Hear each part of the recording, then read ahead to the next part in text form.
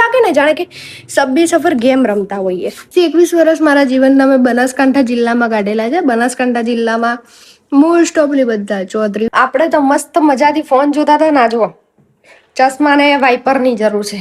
હસ્તી ક્યાં હતી એની રાજા આગળ, છતાંય ઉંદરે જાળ કાતરીને સિંહને છોડાવવાના પણ દાખલા છે.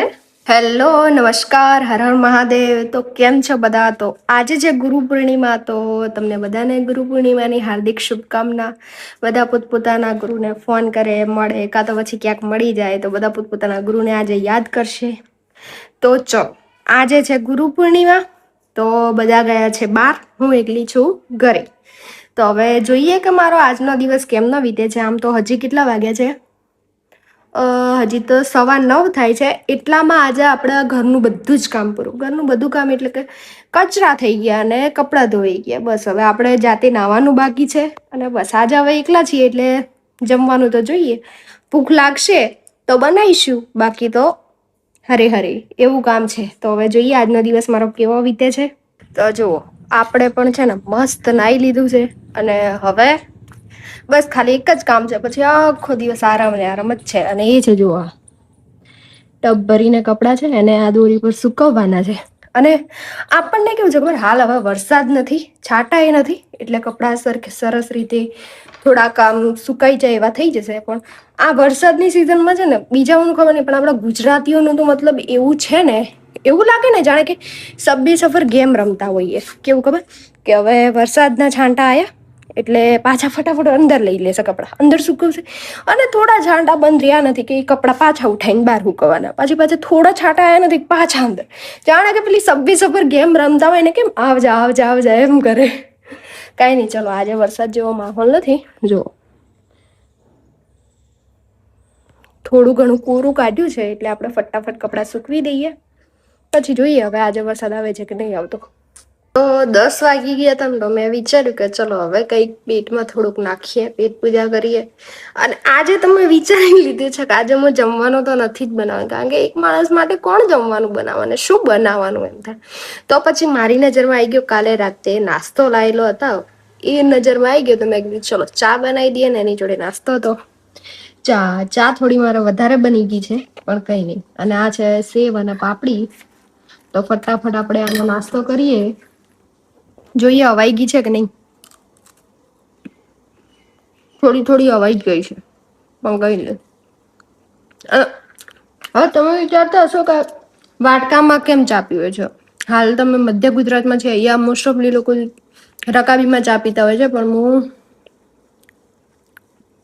20 થી 21 વર્ષ મારા જીવનના મેં બનાસકાંઠા જિલ્લામાં કાઢેલા છે. બનાસકાંઠા જિલ્લામાં મોસ્ટ ઓફલી બધા ચૌધરી હોય, રબારી હોય, બધા મોસ્ટ ઓફલી જગ્યાએ બધા વાટકામાં, કાં તો પેલું તાસડું આવે ખબર, એમાં ચા પીતા હોય. તો મને પહેલાથી વાટકામાં જ ચા પીવાની ટેવ છે. એટલે ચલો હું તો ચા ને નાસ્તો કરી લઉં. આપણે તો મસ્ત મજાથી ફોન જોતા હતા ના જુઓ, ચશ્મા ને વાઇપરની જરૂર છે. હું કહું ને કે મતલબ આ સબ્બે સફરની ગેમ રમે. મતલબ જો હાલ જ હું દોડીને કપડાં લઈ આવી છું. આ જો કપડાં લાવીને ઢગલો કર્યો, હા બાર કપડાં લીધા એટલી વાર વરસાદ પડ્યો ને હવે બંધ થઈ ગયો. મતલબ કે શું કરવાનું. તો હવે પાછા આ બધા ઢગલો કપડોને સુકવવાના.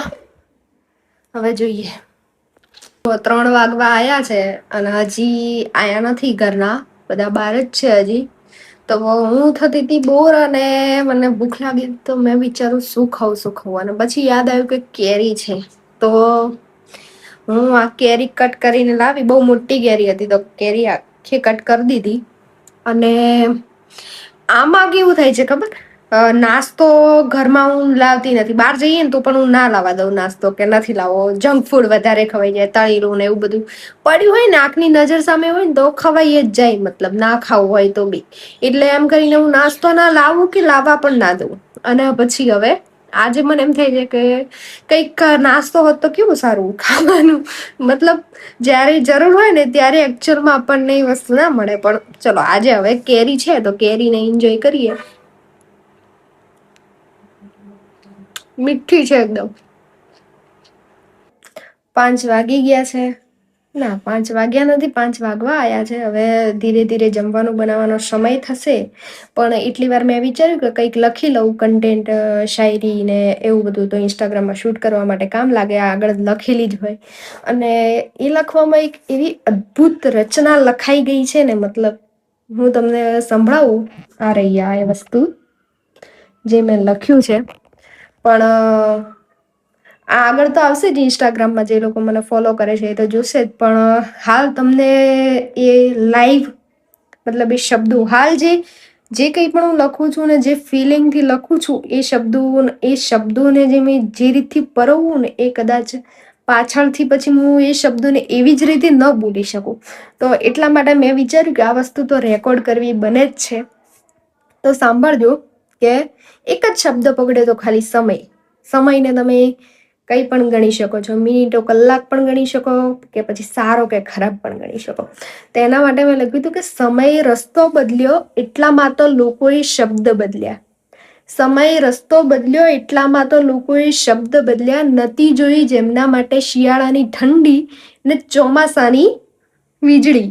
નથી જોઈ જેમના માટે શિયાળાની ઠંડી ને ચોમાસાની વીજળી, એમણે રસ્તા બદલ્યા. હું કહું ભર બજારે કે મારું નામ બદલો જો મારા પોતાના બદલ્યા. હું પડખું બદલું ને મારો સમય બદલું, હું પડખું બદલું ને મારો સમય બદલું, એટલામાં તો લોકોએ રંગ બદલ્યા. તમે મને કોમેન્ટ કરીને કહેજો કે આ વસ્તુ કેવી છે. અદ્ભુત રચના છે મારી નજરમાં તો. સ્વાગત છે તમારું મારી રસોઈમાં. તો આપણે જમવાની તૈયારી કરી દીધી છે. એક બાજુ આ લોટ બંધાઈ ગયો છે.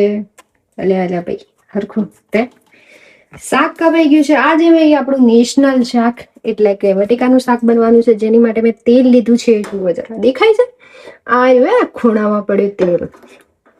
ભાઈ, બને એટલું તેલ ઓછું ખાવું ને એ જ સારું. અને આમ તો છે ને યુઝ્યુઅલી મારું ઇંગ્લિશ પણ દિવસે દિવસે સારું બનતું જાય છે. યુઝ્યુઅલી આપણે શું કહેવાય, પેલું માટીનું પોળિયું આવે ને આપણું, એમાં બનાવતા હોઈએ છીએ. પણ આજે કુકરમાં.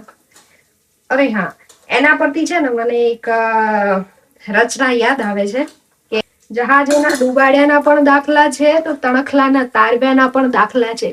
હસ્તી ક્યાં હતી એની રાજા આગળ, છતાંય ઉંદરે જાળ કાતરીને સિંહને છોડાવવાના પણ દાખલા છે. જો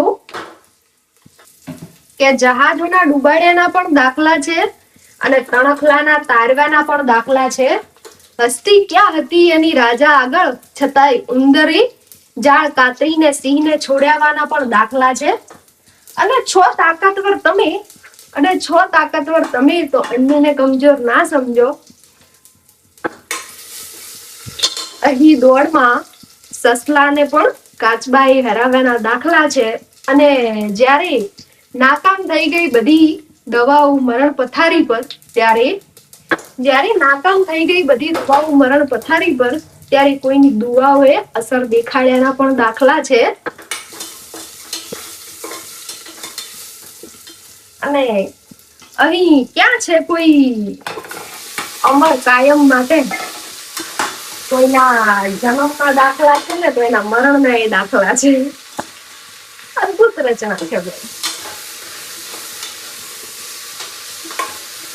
મતલબ કે એકવાર તમે શબ્દોની માયાજાળમાં ખોવાઈ ગયા ને, એટલે પતરી ગયા. મને આપણે શાક પણ મસ્ત વગાડેલી. દર વખતે છે ને હું કુકરમાં શાક બનાવું ને, એમાં હું પાણી વધારે નાખી દઉં. કારણ કે કુકરમાં પાણી ના વપરાય વધારે. કારણ કે વિસલ વાગે ને એટલે ફટાફટ આપણું શાક બની જાય. પણ એટલે આ વખત થોડી કાળજી રાખી છે અને ઓછા નાખ્યા છે પાણી, એટલે મસ્ત. અને કુકરમાં બનાવીએ ને એટલે ગેસ બી બચે ભાઈ. બચાવવો બહુ જરૂરી છે. આજ મને ભાવ પક્યા છે, તો આપણું શાક ઓલમોસ્ટ બની ગયું છે. હવે રોટલી બનાવવાની છે બસ. દર્શને કરાવી દઉં તમને મારા શાકના કે કેવું બન્યું છે ને. બાકી સતરંગી શાક લાગે છે. જો હવે ફાઇનલી આપણું જમવાનું બની ગયું છે. શાક બતાવી દઉં તમને. આપણું શાક અને આ છે રોટલી. દિવસથી તો વરસાદ પડતો હતો ને એટલે ઠંડી લાગતી હતી. રાતે પણ ઠંડી લાગે ને દિવસે પંખો ચાલુ કરવાની જરૂરત જ ના પડે. ને હવે જો રેલ અમરેલ ગરમી પાછી ચાલુ. આઈ હેટ ગરમી. છે ને રસોડામાં મારું જમવાનું લેવા આવી હતી. આ જો મેં મારું શાક કાઢ્યું અને વિચાર થયો કે આજે શું કહેવાય અથાણું ખાવું. એટલા માટે મારે કેરીનું પેલું જે કટકા કરેલા હોય ને એ અથાણું ખાવું હતું. પણ મને એમ લાગ્યું કે આ ડબ્બામાં હશે. તો મેં આ ખોલીને જોયું ને ભાઈ, આ મતલબ શું કહેવાય, આ છીણ વાળું અથાણું છે પણ બગડી ગયું મારું. અરે